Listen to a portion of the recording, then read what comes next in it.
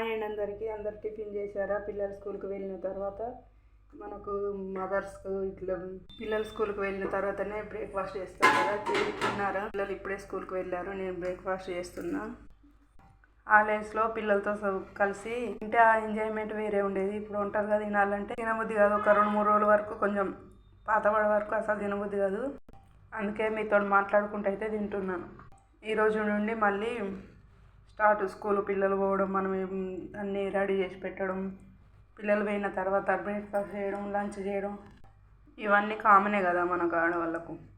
నాకు తెలిసి అయితే అసలు హాలిడేస్లో ఇన్ని రోజులు అసలు ఇవ్వద్దు. పిల్లల మైండ్ సెట్ ఖరాబ్ అవుతుంది, మొత్తం చదువు ధ్యాస అనేది పోతుంది. హాలిడేస్లో ఇంట్లో ఉండి ఫోన్లు పట్టుకొని ఆ ఫోన్ల మీదనే ఉంటుంది వాళ్ళ మనసు మొత్తం. ఇక స్కూల్ టైం వచ్చేసరికి స్కూల్ పోవాలన్నా పోబుద్ది కాదు. 1 రోజు 2 రోజులు అట్లా హాలిడేస్ ఇవ్వాలి. పండగ కానీ 10-12 రోజుల హాలిడేస్లో ఇంటికాడ నుండి వాళ్ళకు మళ్ళీ పోవాలంటే కొత్త అవుతుంది. వాళ్ళకు కొత్త అవుతుంది, మనకు కూడా వంట చేసే వాళ్ళకు కూడా కొత్తగా అవుతుంది కదా. మీరు ఏమంటారో చెప్పండి. మీతో మాట్లాడుకుంటూ తినేసిన.